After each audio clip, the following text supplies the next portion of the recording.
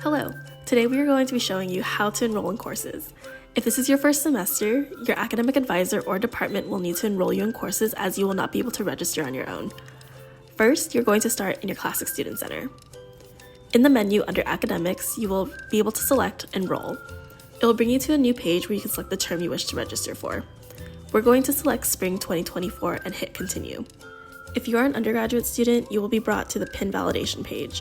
You will need to enter the enrollment PIN which you received from your advisor. If you have not received a PIN, reach out to your advisor. Enter the PIN and click Validate. Graduate students do not need a PIN to register for courses and will be automatically brought to the Add Classes page. If you have previously created a wish list, the courses can be found here. If you have not created a wish list, you can search for courses by hitting Search to create your wish list. Once all your courses are on the wish list, you can proceed to step 2 of 3.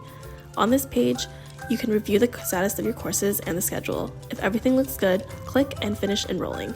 Congratulations, you've enrolled in courses for your next semester. If you have any issues in enrolling in courses, please contact your academic advisor or email us at UMaineOnline@maine.edu.